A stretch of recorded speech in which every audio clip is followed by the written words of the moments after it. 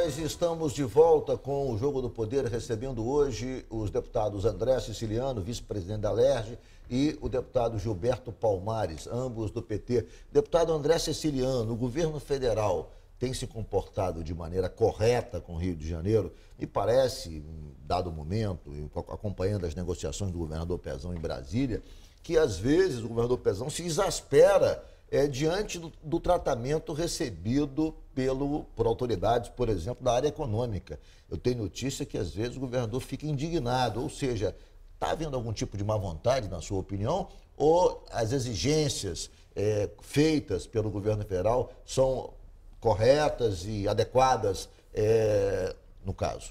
Nós estamos numa crise econômica, o Rio sofre mais por conta da questão do setor do petróleo. Eu acho que o governo Temer tem sido um padrasto para o estado do Rio de Janeiro. O ano passado, ele mandou para cá 2.900 bilhões de reais. A área econômica sabe do problema do Rio, tanto é que tem um regime de recuperação fiscal votado no Congresso Nacional. E mesmo assim, esse ano, 1.300 bilhões de reais foram bloqueados da conta do estado. No ano passado, 8,5 bilhões de reais foram bloqueados. Então, por isso que tem que se excepcionalizar a questão da lei de responsabilidade fiscal. Tem um pouquinho também da questão técnica, né, da legislação, mas o Estado deveria ter uma atenção melhor por parte do governo federal. Deputado Gilberto Palmares, como é que o senhor vê essa questão da relação do governo federal com o Rio de Janeiro, que já foi muito boa, durante muito tempo o Rio se vangloriou de ter uma relação de muita sintonia com o governo federal, inclusive o slogan do governo Cabral era juntando forças, mostrando que havia uma harmonia entre o governo municipal, a Prefeitura do Rio, o governo do Estado e o governo federal, e hoje, embora seja do mesmo partido, ambos do PMDB, não se vê tanta sintonia, né, deputado? Ricardo, primeiro eu entreguei informalmente a você um documento da bancada e da executiva do PT com propostas do Partido dos Trabalhadores para tirar o Rio da crise. Algumas coisas eu falei aqui. Quais seriam assim? Algumas eu falei durante o nosso debate que estão ao alcance do governo estadual e da Assembleia Legislativa e não são tomadas. Por exemplo, quebrar o monopólio da FETransport na administração do Vale Transporte e do bilhete único. Licitar as empresas de ônibus, alterar a questão dos impostos de transmissão, tem base para... Tem um conjunto de propostas que poderiam estar arrecadando receita, ser mais firme na questão da cobrança da dívida ativa. Agora, com relação à tua pergunta, primeiro eu quero dizer o seguinte, até nisso o PMDB tem responsabilidade, que é bom lembrar que o PMDB do Rio de Janeiro, o PSDB, que na Assembleia faz oposição ao governo do Estado, mas também faz parte do governo Temer, tem responsabilidade de manter o governo golpista Temer. E o projeto do governo golpista Temer arrocha mais, violenta mais o Rio de Janeiro. O Rio de Janeiro é o campeão do roubo de carga. Está perdendo receita com isso. É a atribuição do governo federal, por exemplo, aportar recurso, estrutura... Isso não se deve à falência da segurança do Rio, que normalmente... E do governo federal também. Então, o governo federal... Ele é perverso, ele é cruel, o governo golpista Temer, com o povo do Rio de Janeiro. Ele está agindo com o governo do Estado como um banco, que é agiota, cobra do seu aparente devedor. Não está agindo olhando o peso do Estado do Rio de Janeiro como unidade da federação importante. Deputado André Siciliano, o deputado Gilberto Palmares falou no bloco anterior de uma questão que eu acho extremamente importante para a economia do Rio. Esteve aqui nesse programa há cerca de 2 meses, o prefeito de Angra dos Reis, e se batendo muito contra, ele que é do PMDB, contra a alteração na lei que garante o conteúdo nacional na indústria naval. Exatamente. Ele disse que está provocando um desastre em Angra dos Reis, que a Brasfel já teve 11 mil empregados, hoje tem 2 mil empregados, e a perspectiva é sombria, e ele do PMDB se colocava de maneira visceralmente contra a mudança e disposto a liderar um movimento entre os prefeitos, com a participação do prefeito também de Niterói, que esteve aqui e falou no mesmo tom. Como é que o senhor vê essa questão da indústria naval e essa flexibilização da lei que desobriga a compra, a permanência do conteúdo nacional na fabricação da indústria naval?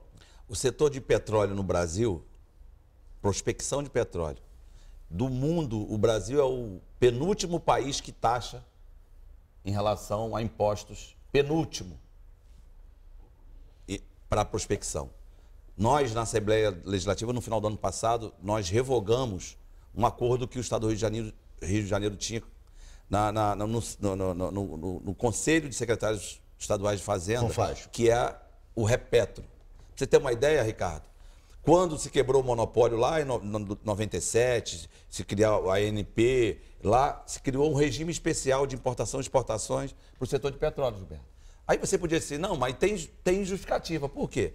Era uma coisa nova no Brasil, viriam empresas de fora para fazer prospecção, o petróleo era 15, 16 dólares o barril, hoje está em torno de 50 dólares. Hoje o pré-sal, aonde você fura, era para dar 25 mil barris, dá uns 60, 80 mil barris. Tanto é que o pré-sal hoje, quase que 50%, olha, tem 10 anos do descobrimento. Tem 50% da produção nacional em todo o país hoje é pré-sal. É um óleo de maior qualidade, que é um óleo leve. Sim. Né? E você fura. Quando se começou a prospectar, se demorava 24 meses para fazer um furo. Hoje faz com 40, 50 dias. Você custava, Gilberto, 200 milhões de dólares um furo no pré-sal. Hoje você paga 50 milhões. Então, é tão vantajoso, tão vantajoso. E aí você vê o presidente da Petrobras indicar o presidente da ANP.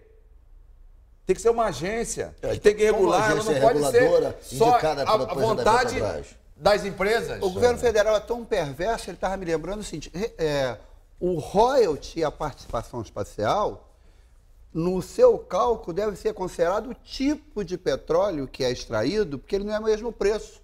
O Rio de Janeiro recebe lá embaixo, na raspa do tacho. Preço mínimo. Preço mínimo. É devido. Esse troço não foi alterado desde já, porque o governo golpista Temer não quis. E cadê o PMDB denunciando isso? Por isso que eu falo que tem responsabilidade. Você tinha que estar fazendo uma grande mobilização da população do Rio de Janeiro, todo mundo que tem autoridade, a Assembleia Legislativa, o governo do Estado, os partidos, para mobilizar a população do Rio de Janeiro para cobrar essas questões. É um absurdo o que o governo fez. Só isso significaria, com justiça, sem estar pedindo favor nenhum, o aumento de recursos diretos para o Rio de Janeiro. A gente estima 1,5 bi ano só por conta desse cálculo do valor.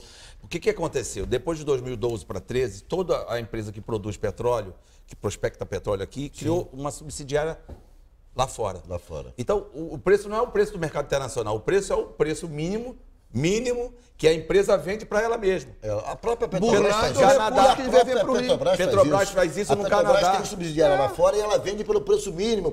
E lá, então, ela tem o lucro. A Petrobras é uma das empresas que está na dívida ativa. Quando eu falo que o Estado não cobra a dívida, eu não estou alisando empresa pública. Lá é um conjunto de grandes empresas que estão na dívida ativa. Mas a Petrobras deveria dar exemplo, não deveria se valer desses artifícios, né? De que montar uma subsidiária e exportar pelo preço mínimo e aí paga pelo preço mínimo, como se isso fosse uma realidade, quando a gente sabe que não é. Mas pior, o presidente Lula recuperou a questão dos estaleiros, né?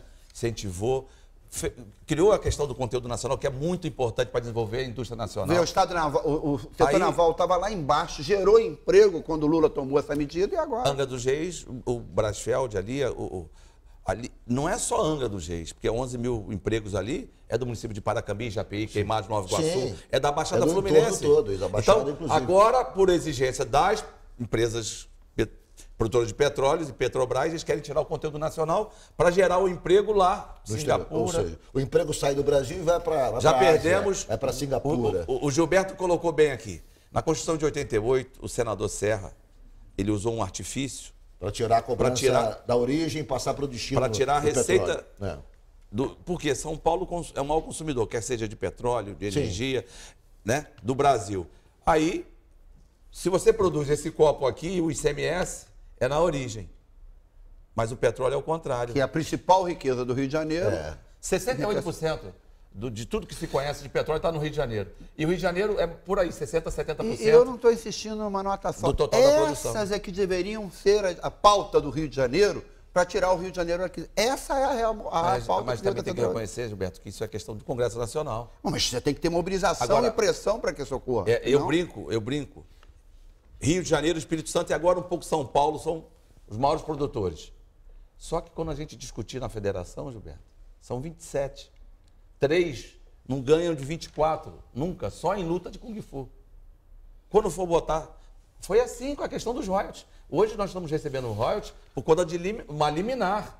Qualquer coisa que se modifique lá, São 24 outros estados que demandam receitas. Então, a gente vai perder. Então, tem um risco grande. Nós temos que discutir o pacto federativo. Aí uma outra... Deputado, uma questão para se finalizar, a questão política. Nós estamos vivendo no Rio de Janeiro um vazio, aí uma rásia de lideranças políticas. Não há nomes que despontem, diferentemente de anos anteriores, que nós tínhamos já com previsão, com antecipação, a possibilidade de um ou outro se sagrar próximo governador ou próximo prefeito do Rio. Não se vê nomes. Na verdade, o Rio não tem lideranças. Quer dizer, qual é a expectativa que o senhor tem em relação a 2018? Porque antigamente achava-se que estaria sempre entre o PMDB, algum nome forte do PMDB, enfim, não se vê. Hoje o governador Cabral, que era o principal líder do PMDB, está preso e não se vê uma pessoa à altura e nenhuma possibilidade de se antecipar alguma coisa em relação a 18. Qual é a sua opinião, rapidamente, deputado? Eu discordo um pouquinho da sua opinião em relação a não ter... Porque, por exemplo, nós temos o ex-prefeito Eduardo Paes, que é uma liderança.